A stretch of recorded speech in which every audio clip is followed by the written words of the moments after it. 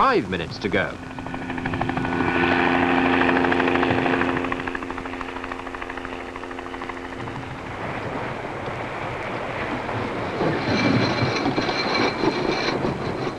"17 yachts from 7 nations are setting out on the world's longest ocean race. 7 months and 27,000 miles of hard sailing."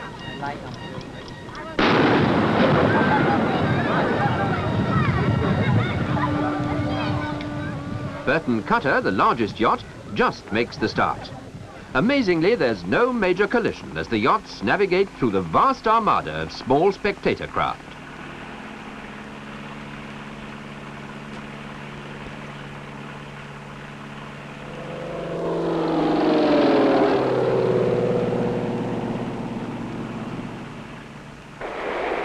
Penduic 6, hot favourite of the experts. Built with massive French government support, she's pioneering a ruthless new type of aluminium ocean racer with incredible strength and a keel made of the precious metal uranium. Eric Tabarly, the greatest name in French yachting, takes the tiller himself with so much at stake, calmly concentrating on catching up Great Britain too.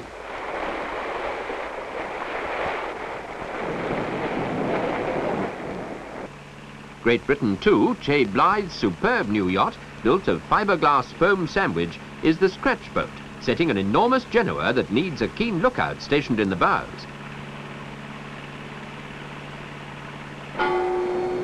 Bembridge Ledge Buoy, the only marked around on the course to Cape Town. Che's paratrooper crew have difficulty in laying the buoy, and the cross-current carries GB2 backwards in irons. This allows Penduic 6 to sail clearly into the lead, leaving GB2 to cope with the ebbing tide.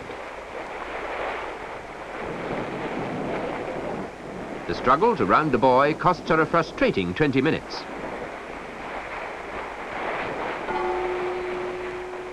An abandoned dinghy joins the flotilla accompanying the yachts out to sea.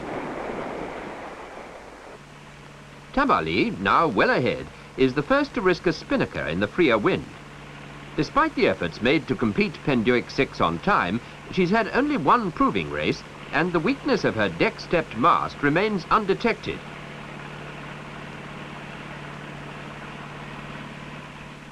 Two and a half weeks later, her mainmast will dislodge and snap in heavy seas, and Tabarly will put into Rio for a special replacement flown out from France.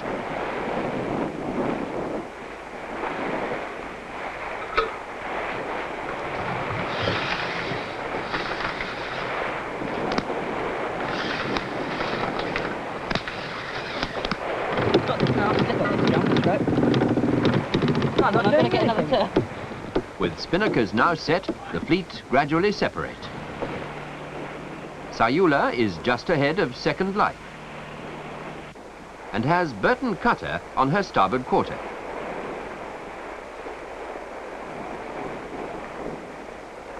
Sayula is the most international boat in the race, built in Finland to an American design and skippered by her Mexican owner, Ramon Carlin, with a mixed crew from 7 countries. Adventure is the Royal Navy's official entry and the most proven boat in the race. 4 different crews, 1 for each leg, have been training and tuning the boat all winter to Biscay and the Fastnet. They're the professionals.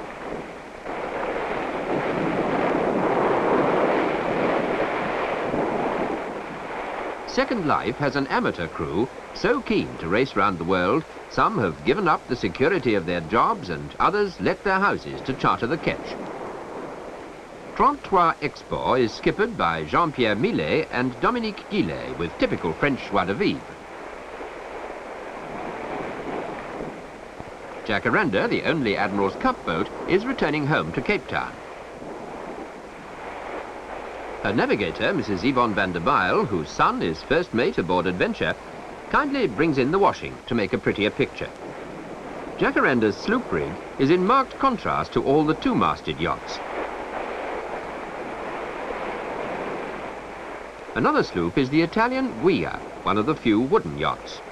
At 45 feet, she and Copernicus are the 2 smallest boats in the fleet. This helps Guia, after a good start, to manoeuvre more easily through the spectator craft. But the French Cretair, with her longer waterline and all her light weather sails and staysails set, moves steadily ahead, overhauling Guiard to leeward. Cretair can even set headsails on her mizzen.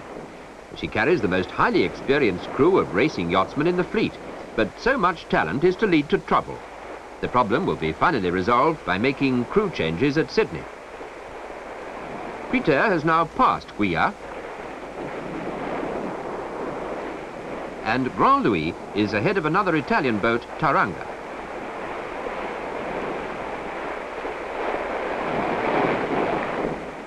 Grand Louis, an elegant French fiberglass schooner, is skippered by her owner, André Vian, and crewed mainly by relatives.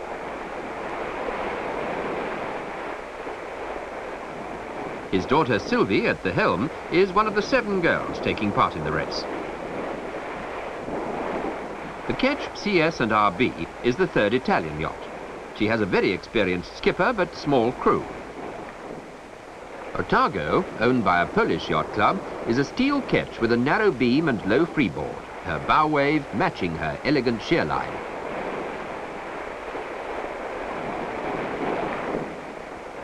British Soldier, formerly British Steel of Che Blythe's solo circumnavigation, and now on charter to the Army after considerable modification to accommodate a full crew. The grand old lady of the fleet, Peter von Danzig, built in Germany in 1936 and showing her age with low freeboard, tilted spinnaker pole and old-style fittings. With the last of the spectators left over the horizon, the crew can fit into the ship's routine and concentrate on the 7,000 miles to Cape Town. Coastal pilotage gives way to deep-sea navigation, and each yacht will always have someone exposed to the weather at the helm, learning. The crews live very close to nature in all her moods, idling in the doldrums or creaming along with a foaming wake. Ocean sailing is not a series of traumatic dramas, rather a way of life with resourceful people able to cope with problems as they arise. In the tiny world of the boat, one has to learn to tolerate one's shipmates, confined in such cramped quarters for long periods. Voyaging under sail is one of the most deeply satisfying experiences in life. Admiring the effect of sunlight on translucent terraline, watching the spinnaker lifting to the gusts, yet keeping it filled and pulling all the time to drive the yacht along at its best speed, or wondering whether the wind has altered enough to change the headsail. Sails are among the most perfect things man has ever made.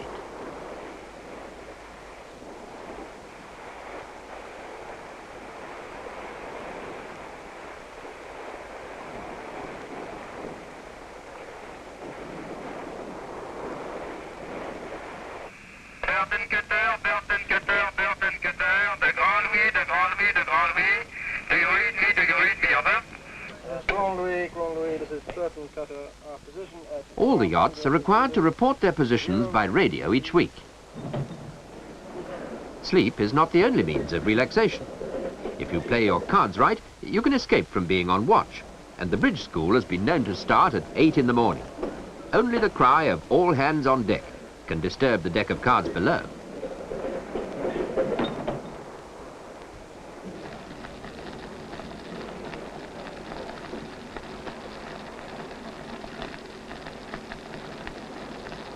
Oh, oh, oh, oh, allons à Messie, le pêcher la sardine, allons à l'Orient, pêcher le hareng, je serai le grand mât que l'on plante dedans, les poils de mes couilles seront les haubans, oh, oh, oh, oh, allons à Messie, le pêcher la sardine, allons à l'Orient, pêcher le hareng, les poils de mes couilles seront les haubans, et les morpillons.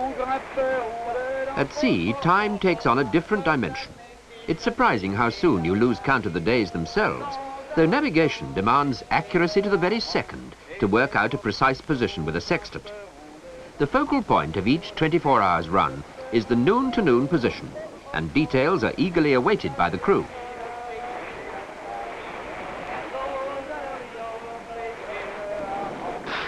In the heat of the tropics, the sun cream goes on as the whiskers come off.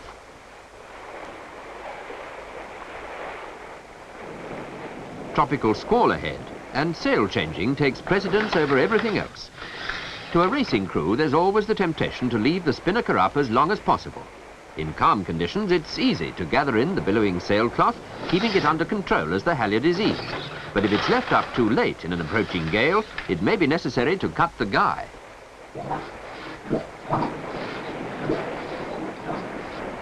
The bathtubs slide easily on the slippery wet teak as the boys discover an exciting new game, dodgems on the afterdeck.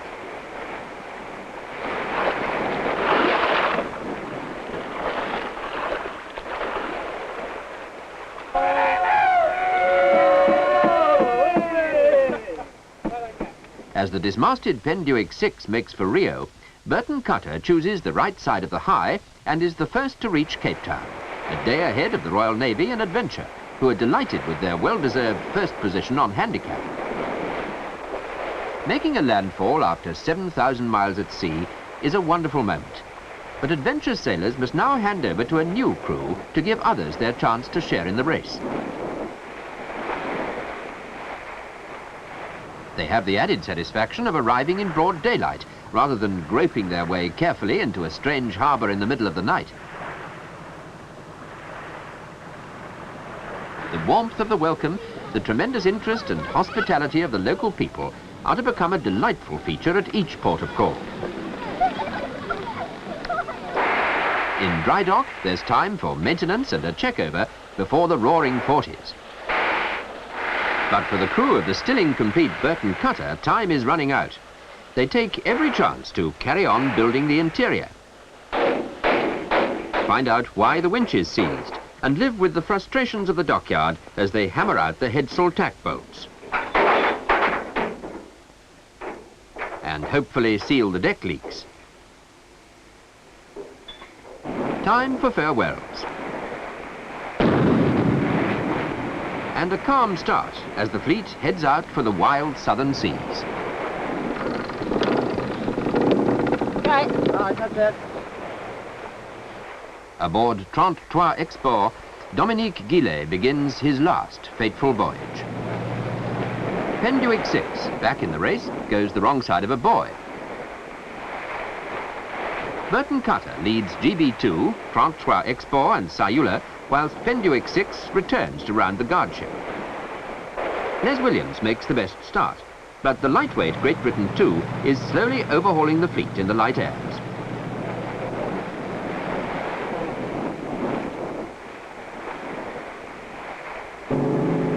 Jay's curry-fed crew of paratroopers have been carefully chosen for their compatibility and toughness.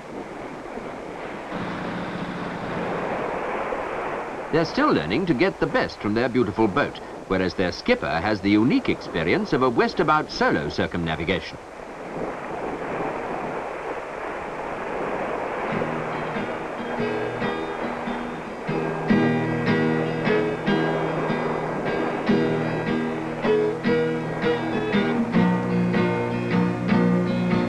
Aboard the Ketch GB, the paratroopers and Jay, all around the world they do sail, winching all day on the orders of Jay. He's done it before, but he went round the other way. He's done it before, but he went round the other way. As they move south and east, the further they sail, the more the wind increases. Only 4 yachts catch the wind early and jump 100 miles with little effort, and their crews begin to witness nature at her most magnificent and are awed by the strength of the roaring 40s.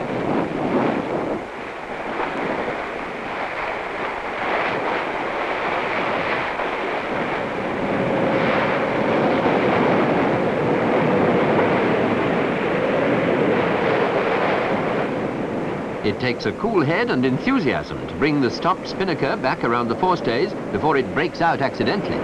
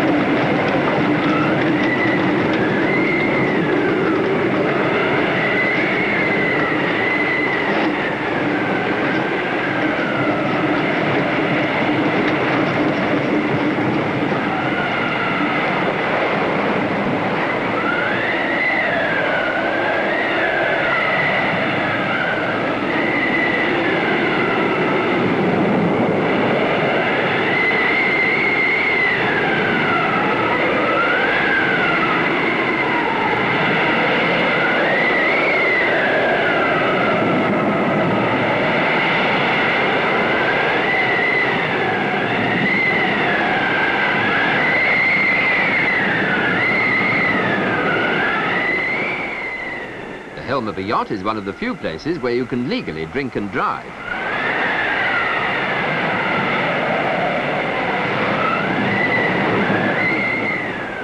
As the yachts battle onward, the seas take their toll. The incessant pounding is too much for Burton Cutter's 80-foot aluminium hull.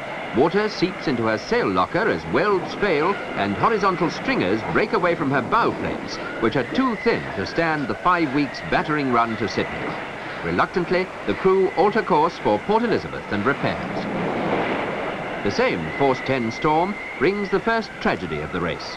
Paul Waterhouse is swept into the sea and lost from Tauranga.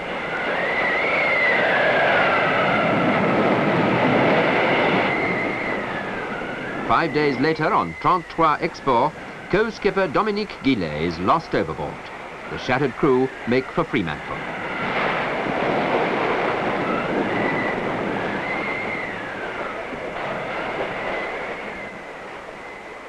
Off South Australia, the prevailing westerly wind becomes erratic, and the southerly busters come howling in.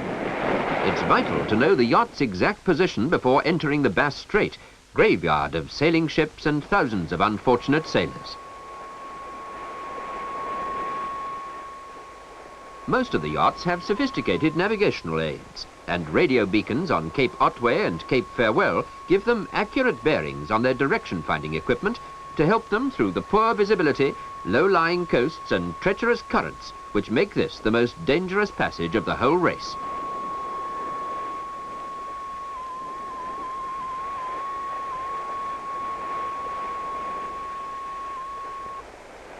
Nowadays, we can all be better navigators than Magellan and Columbus, but how many lives could have been saved had the clipper ships had the benefit of these electronic aids?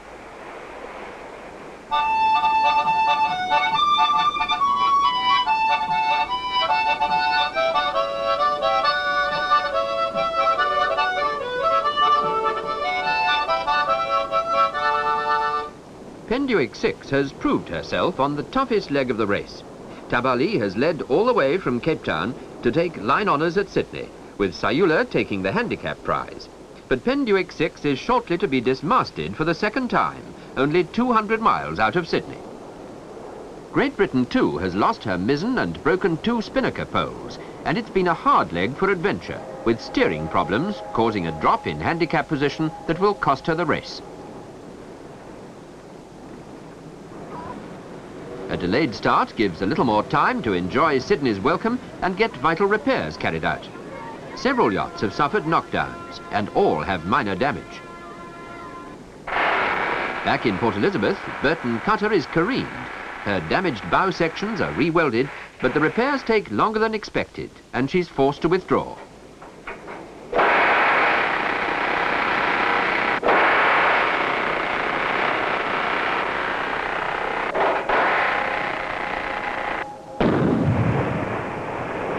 The fleet, now reduced to 14, are bound for Rio.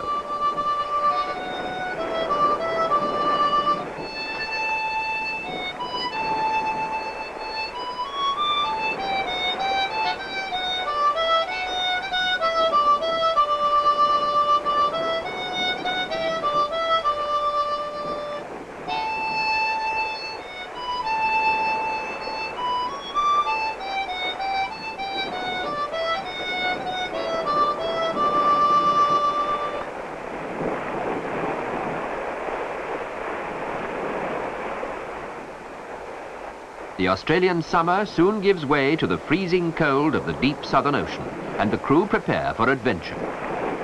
But on GB2, Bernie Hosking is lost south of New Zealand in icy seas. He'd already been rescued on the voyage to Cape Town, but this time his luck runs out.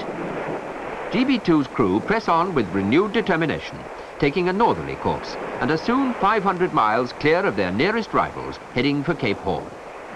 Modern electronic instruments are a great help to a racing crew who constantly need to adjust their sails for maximum performance. They enable relatively inexperienced yachtsmen to achieve a standard of efficiency, particularly by night, that even practiced old sailors of the tea-clipper days would find hard to match.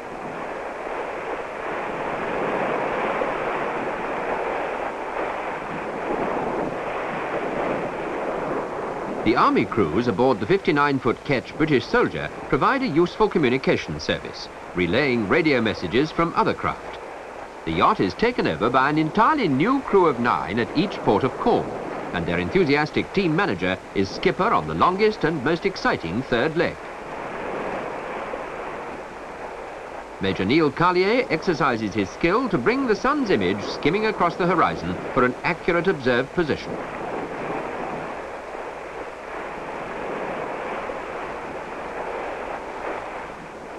Captain George Ballings, the most experienced navigator in the race, takes one of the most direct routes to Cape Horn. It brings Adventure to nearly 60 degrees south, well within the ice line.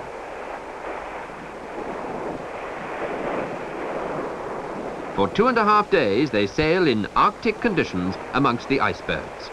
It's hard to use a sextant wearing gloves, but in these latitudes, dressing to go on watch takes the crew a good 20 minutes, as they struggle into oilies over aircrew bunny suits and Arctic underwear. For well over 2 weeks, they race in seas that are only 4 degrees above freezing. Some of the larger bergs are 3/4 of a mile long and 300 feet high, and from them pour a stream of small growlers, dangerous as a minefield in the short polar night. Some yachts experience actual icing on deck, and Guia was once prevented from reefing by a solidly frozen mainsail. Ahead of them lies the southernmost tip of America, the legendary Cape Horn. A wild, isolated promontory of massive rock jutting far out into the roaring 40s and deflecting their fury into some of the world's most treacherous seas. In these turbulent waters, the strength of the prevailing wind from astern demands constant vigilance from the helmsman to prevent the yacht from broaching in the heavy following swell. Each rolling wave lifts the boat bodily upwards and forwards, surging her along its length to let her sink again, wallowing in the succeeding trough. As the boats pass the Horn, the weather lives up to its capricious reputation, treating the yachts to everything from light airs to a storm forced tail. Now the fleet heads north up the South American coast, making for Rio de Janeiro. Soon the leading boats are well into the warmer waters of the South Atlantic, and the crews feel welcome relief from the tension of sailing in the exhausting Southern Ocean, while the smaller and slower craft continue the long, cold struggle. Great Britain, too, is the first to arrive to find sun-drenched Rio in carnival mood.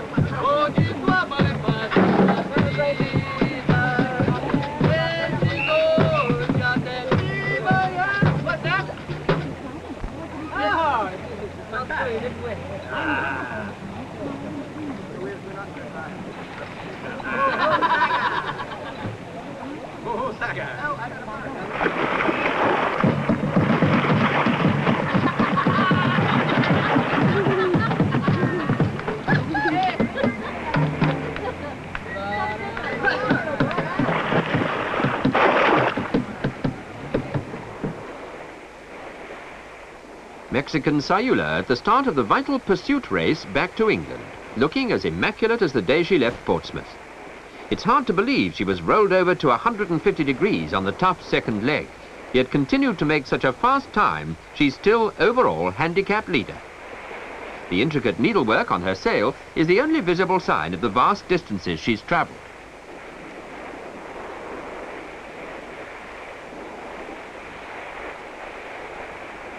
Preter's transom has a new aluminium extension to give her more lift.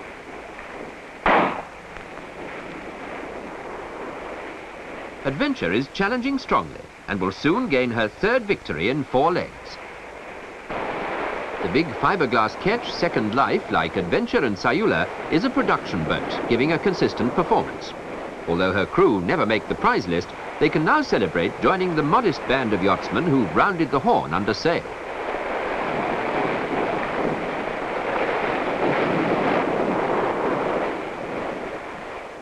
Skipper Roddy Ainsley must feel well pleased with the boat's trouble-free voyage.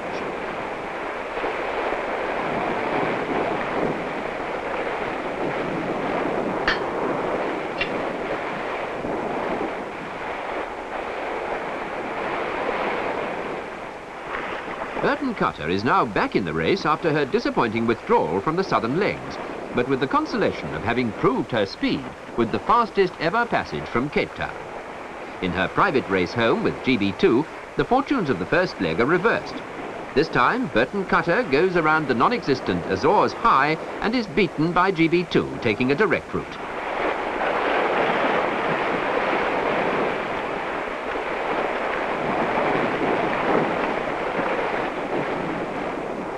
A stitch in time saves 9 is certainly true of sail repairs. On a long voyage, the sails suffer the strain of constant use for weeks on end, and the stitching wears out. There are sewing machines on board to cope with more serious damage, but it's difficult to spread out the vast areas of wet sailcloth in the confined space of the cabin to replace a complete panel. When a really large Genoa or spinnaker blows out, it can take 2 days to repair. Sunset at sea brings the tranquility of the wide open spaces and the full glory of the evening sky.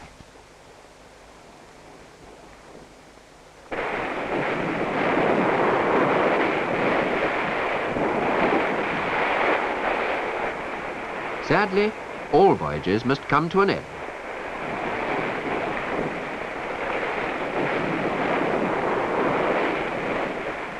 As familiar landmarks appear, regret that the long adventure is nearly over gives way to joy at anticipated reunions. Great Britain, too, finishes with a spinnaker flying flourish to take line honours and the Duke of Edinburgh's award for active service personnel.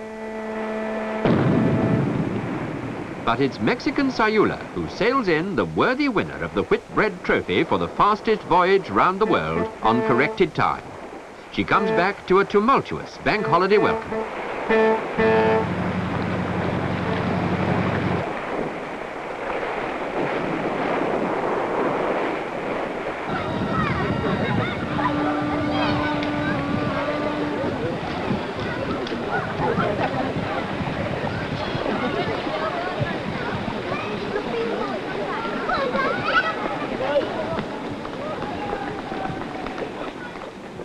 The Whitbread Trophy is presented by Prince Philip at the Mansion House.